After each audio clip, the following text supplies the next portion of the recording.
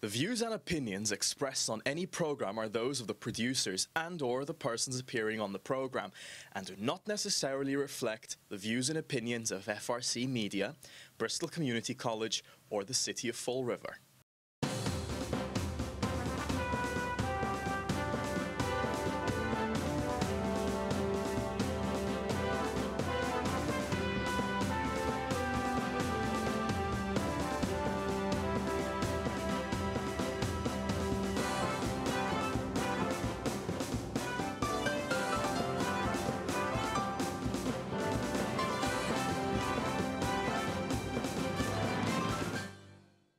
Well, hello.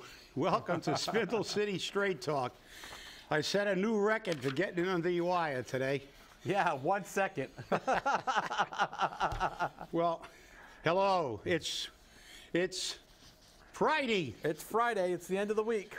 Yes, but I have to say that yesterday I was a half an hour early, and everybody from BCC fell on the floor. They said, "Look, there's got to be something wrong with the universe that I was that early." But they told me to be here half an hour early, and I had a meeting this morning, so I had to listen to the city and presentations and stuff about healthcare. Complain. Yeah, so we had a little debate last night, and You were on the front page of the paper. I was, huh? Talk about going for the big shots here, you know? Can I get your autograph? Yeah, well, I don't know. Look, the only thing and as I said at the show, and I wasn't kidding, Paul Coogan and I go back a long way. We've known each other for years. You know, I respect Paul. He's been an educator his whole life. But the reality is that he's had a pretty good, it's not, this isn't, he got an education. He worked there, and he has a different perspective. It's a perspective I don't agree with, but I think we made it pretty clear last night during the debate that they basically say, look, we want to build this school. This is a great deal, which it isn't, and I think we proved that. We dispelled again, as you did the night before at the South End Maplewood neighborhood meeting, that this thing about losing MSBA money wasn't correct. And, in spite of the fact that I said that we had a 0.1% growth rate in comparison to even Lowell, who had a 5% growth rate. And, I think we can prove categorically that the people in the city cannot afford it. He basically said, give me a plan, and I said, well, give me the numbers. If they let you and I get into the books and we grab somebody from Ernst & Young and bring them down here, we'll find a way, but there should be no necessity. As I said yesterday, Mary Sahadi said we can do this within our present levy. And they should have had a plan. They should have had a comprehensive plan saying, this is what happens if we do it with a debt exclusion, and this is the impact of doing it without a debt exclusion, and they didn't do that. What we proved yesterday was that they have an opinion that's based on, well, too bad. If you're poor and this drives you out of your house or your apartment, I feel bad, but that's the way it is. And, unfortunately, being a guy that's represented, union people and working people his whole life, and coming from a working class family, I've always, I realized that the impact this has because, I tried to draw that by talking about people having other bills, prescriptions, health care, and also all the new taxes and fees. But their attitude, and, look, okay, they've got money, they've got good jobs, and they basically said, well, while I feel your pain, you remember that line, CJ? Yep. I feel your pain. While I feel your pain, well, if you have to go live in a cardboard box, so be it. Make sure it's a Whirlpool. And, it doesn't change much because I've got my untold story of labor, and I lost that bookmark piece where one of the millionaire industrialists was asked about his workers and the deplorable conditions they were working under. And his response was, I treat my workers like the machines in my factory. I use them till they're worn out, and then I cast them out into the street. So, it's basically, look, you know, we need a school, and we're not arguing that. But if we can't do it within a debt, and Paul, and he's entitled to that. He said, I don't mind paying taxes. Well, I do, number one. I don't want to pay them. We never had them in this country until, I mean, actually, the Income Tax Act was passed in 1913. And I pay taxes grudgingly, but I'm paying taxes for public safety and education, and that's what it should go for. And the building does not educate children. We established that yesterday. But the fact is that he doesn't mind paying taxes. I don't like to pay taxes, period, and I'll make that very clear. But the fact is that I don't want to pay taxes that I shouldn't have to pay when we can do it within our budget. As I said yesterday, you know, Friedman, if you give them the Sahara Desert, they'll run out of sand. That's because they can never have enough money. They don't have to live within a budget. They just keep doing things like this. But it was a good debate. People at FRC Media did a great job of putting that on. As usual, they were very good. And I think we proved last night that we can disagree without calling each other names and disparaging people and swearing at people and calling up and yelling at people. We can have a lively and spirited debate without name calling. You know, he's got his perspective, I got my perspective. Paul and I are friends. We've known each other for years. And, you know, he's entitled to say that I don't mind paying taxes, and he understands that I'm entitled to say I don't like to pay taxes. So, and if I pay them, I want to make sure it's being used for what I want, because I'm the one that's giving you my money. And that, I think, we get down to the issue. So, well, to quote Paul Coogan, quoting Confucius, show courage and vote yes. I think Confucius also said, if you pay taxes that you don't really need to pay, you're stupid. You know, so I'm not sure. To quote Confucius, or I can quote Milton Friedman and say that all taxes are regressive and hurt economies. So, you know, there's always an appropriate quote, even if it is used out of context. Exactly. So, you know, that means courage. He was implying it's courage to do the right thing. And like I said, he's entitled to his opinion. If he believes that overspending, spending when we have it, when we can do it without burdening an extremely poor community. And I think I just looked at the thing because I didn't read it. It said, I'm pro-education, but I'm not pro-spending. And that's it. And, you know, that's the key. The key is we have, you know, look, let's reality. We've got a classic case that goes back to our, you know, to the 1830s when the mule spinner talked about living on peanuts. We have a classic fundamental disagreement between the haves and the have-nots. And, you know, it's fine that people have plenty of money to pay taxes. And even if they don't need it, they're just, okay, that's great. But I not only have to see the carnage that these incessant taxes do to people, but I can go back years. I was on a Salvation Advisory Board for years, and I used to deliver Thanksgiving meals to the needy, which the Salvation Army is a great organization for that. And we used to deliver all day, you know, a couple days prior to Thanksgiving. And I actually, as a life lesson, took my son with me to help me deliver these things, to show him basically some of the people that we were delivering these turkeys to who were good people. But they lived in apartments with virtually nothing in them. They had no amenities. And they were just so happy to get those things, so appreciative to get those meals. And, you know, to me, those are the people that built Fall River. They worked in mills, they broke their backs, and they ended up with nothing to show for it, even when they were working, and more so after they got too old to work. And, you know, But to some people, they're the great unwashed.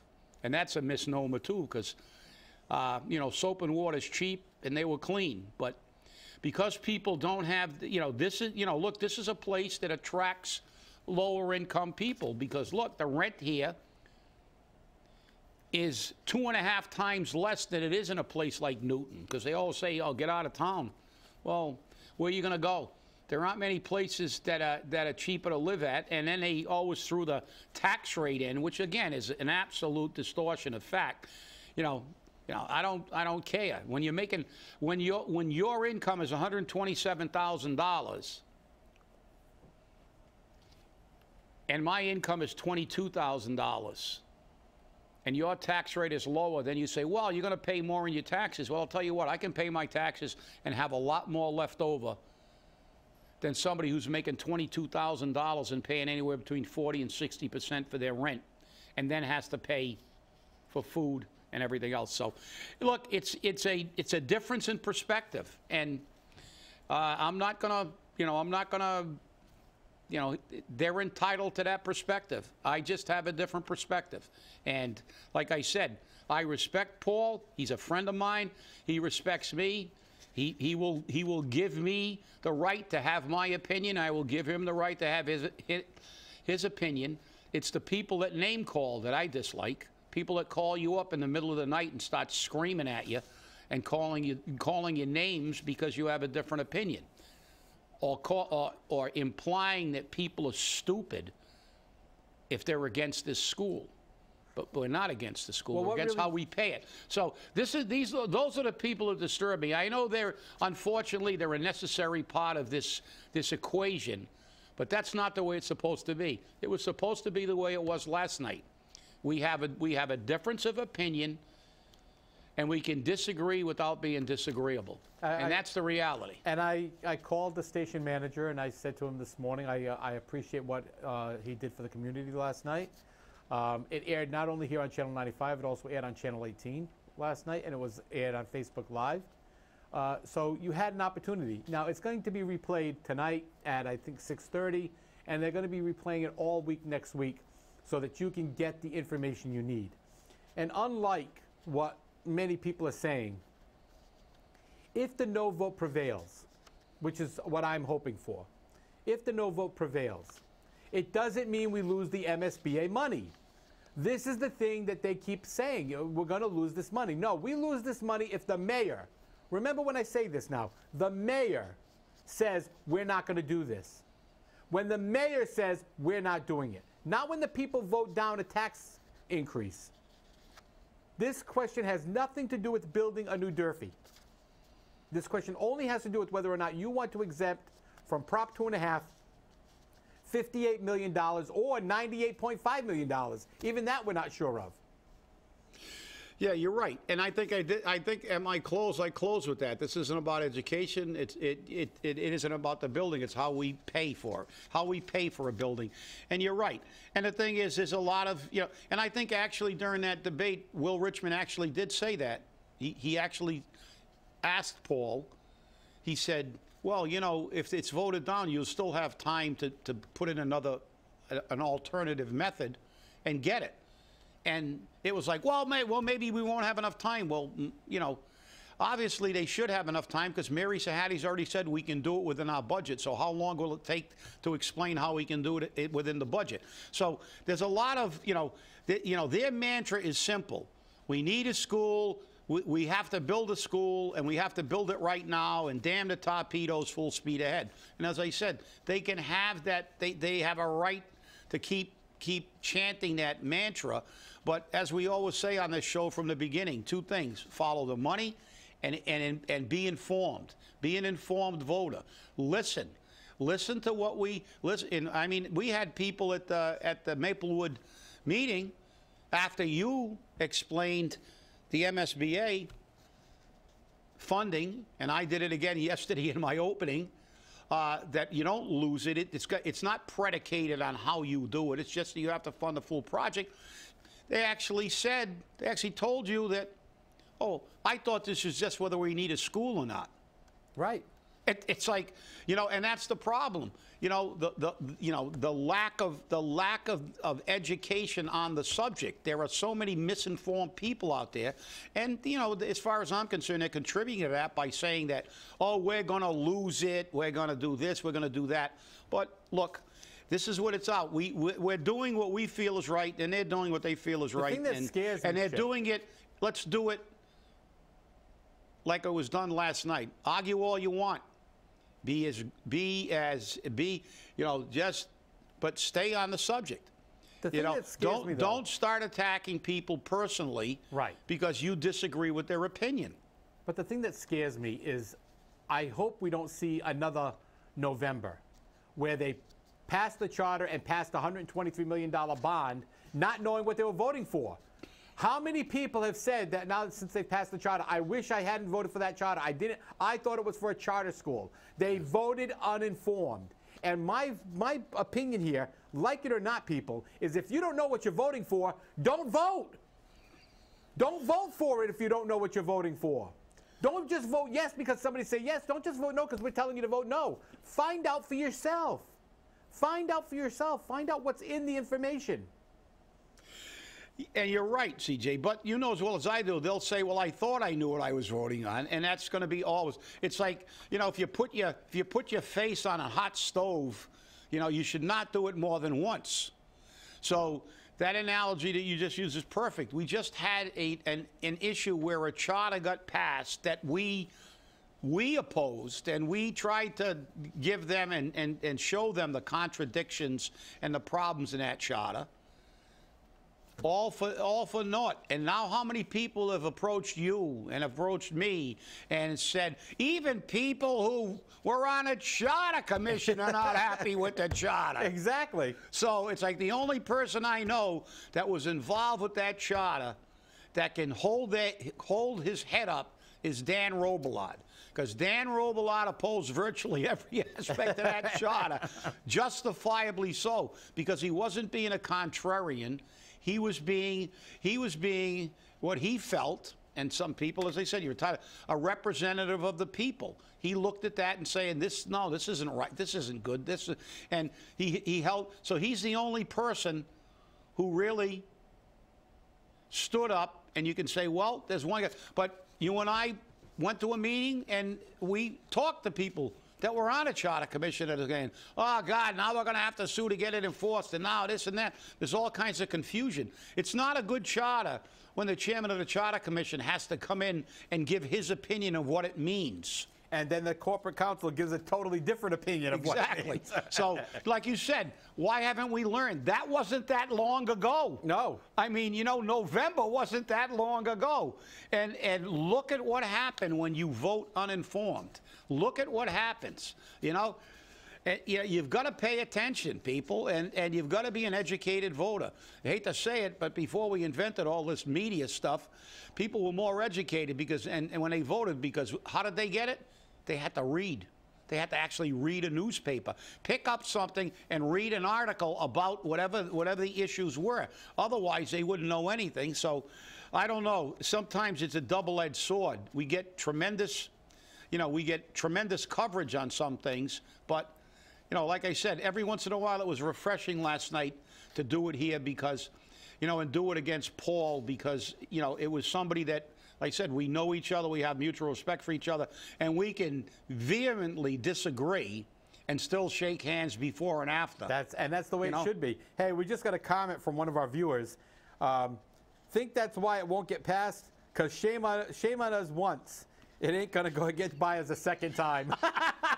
Well, let's hope he's right. Let's hope he's right. But I really do fear the impact because there are a lot of people, not only are there a lot of people in the committee to get this that aren't from the city and are very well-to-do and don't really care about the impact it has on the average Fall River citizen who's trying to rub two nickels together and so they can have children and they can have some money. But the reality is that there are a lot of and they got the right to vote, but they're getting a lot of young students and stuff, and they're hyping them up. Oh, you're going to have a beautiful new school, which is great. But they don't pay taxes. You know, they're not, you know, but as I said on last night, if they vote for this, this isn't a vacuum. It's not just the school. What happens when their parents can't pay their mortgages or can't pay their rents or can't afford enough food? You know, because we had the statistics, we didn't get to them because the debate didn't go that long, but we had the breakdown of the actual tax increases over the last 5 years. And 4 out of those 5 years, they were in double digits. It wasn't 2.5%. It was far more than 2.5%. And I could dig them out right now, but I won't even bother because it's a lot. And we'll cover that, you know, on next week's show when we talk about this again. We're going to have a show basically express our opinions on this and basically dedicate the whole show. But the reality is the tax burden is incessant. It never ends. And for somebody to think that this may be the last bond issue is crazy. This is a 30-year debt exclusion. The school's only good for 40. Guess what? We'll be starting this process before this bill is paid. And that's assuming, and I think it's a very dangerous assumption when you're dealing with the city of Fall River, that's assuming that we pay everything on time and don't only just pay the interest. You know, and if you listen to our crack financial team, none of whom have been recruited by Ernst & Young, by the way, you listen to the crack financial team, we may be able to do this in 8 years or maybe less. I submit to you, somebody send me a list of all the taxes that have ever been taken back. I just threw it to you on a paper airplane. There's none. There's none. There's the plane. One of you, you know, they never saw a tax they could ever repeal. You know, and as a matter of fact, I got a very interesting, where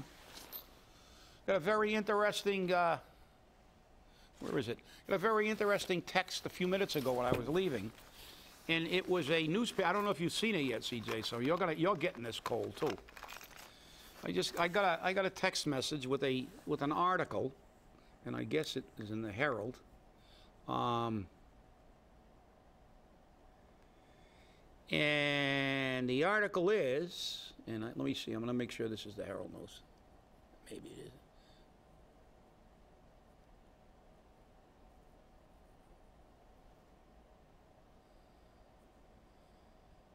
It's kind of dead air here. Dead air. Herald News. Yeah, Kevin P. O'Connor. Picture of Senator Michael Roderick, who's also a businessman.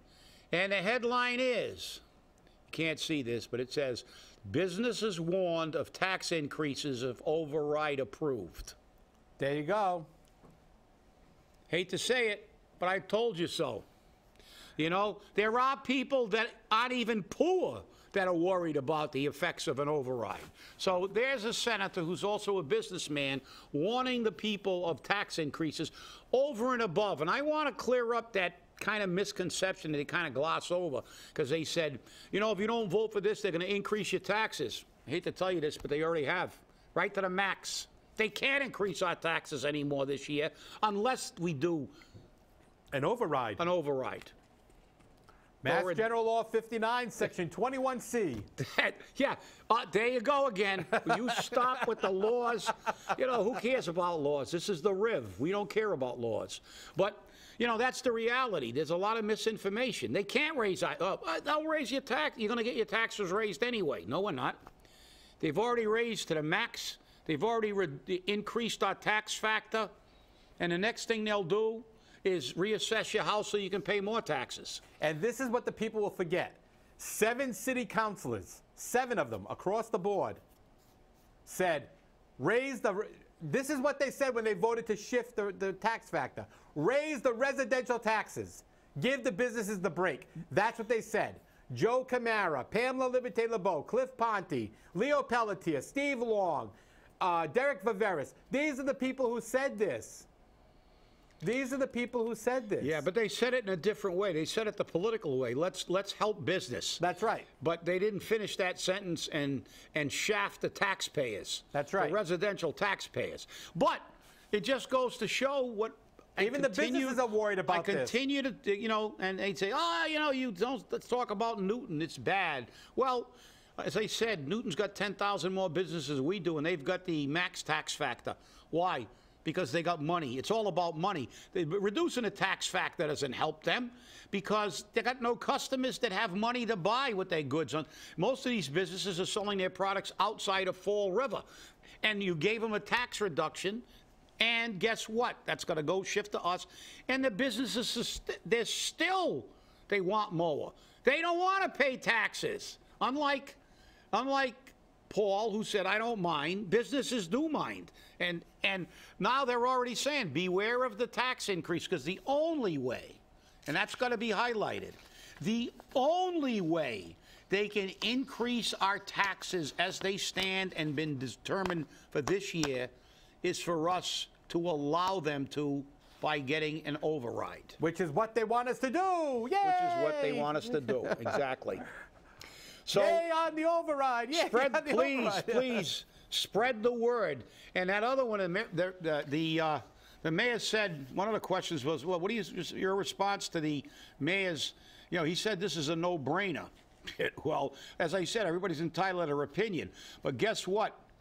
I'm going to take the opinion of people who, the financial reports I read from Wayland and Amherst and every place in the state that beware, and even our own state senator, beware of tax increases over the word of a mayor who has less than a sterling record in making business decisions in the private sector. But you know, the mayor was correct. The mayor was correct in one thing. It is a no-brainer that we need to build a new school. We agree on that. We don't. There's no disagreement that we need to build a new school. Although there are some people that disagree. There are some people who do disagree on that. But I mean, in my opinion, there's no even discussion about needing a new school. The discussion is how we're going to finance it. And with the money already there in the city debt service, why are we going to get an override? When you have businesses, and remember, you know that nice little convenience store that you have next door that you like to go to get that milk in the morning when, oh my God, my husband forgot to pick up milk? And so you go next door to the little convenience store, you pick it up. He's going to have to close because the tax increase is going to kill him. And then you're going to have to go to Stop and Shop or Market Basket or Shaw's. You're not going to have the conveniences that you have now. Businesses will end up closing. Our bond rating is going to go into the toilet. So maybe that 115 won't be 115. Because if our bond rating goes down because of this, the interest is going to be higher, which means the payment is going to have to be higher. There's no question about this. The question you have before you is not whether or not to build a new high school. The question you have before you is, should the city of, and I'm going to read the question to you verbatim almost. Shall the city of Fall River exempt from the provisions of Proposition 2 1/2 so-called to pay for the bonds for the building of a new Durfee High School of Fall River? What does that say? Exempt from the provisions of Proposition 2 1/2. That means it's an override. That's what the question says. Do you want to give the city a tax override? Bottom line. And if you want to give a tax override and you want to vote that way, more power to you. That's your right. But remember, when that bill comes in and you go, I can't afford this, you voted for it. Well, I'm reading the article. I never got there. I'm quickly scanning it, and it's nice. It said that we haven't seen any actual plan. It's not our job to get a plan. As I said, Mary Sahadi already said we can pay for it.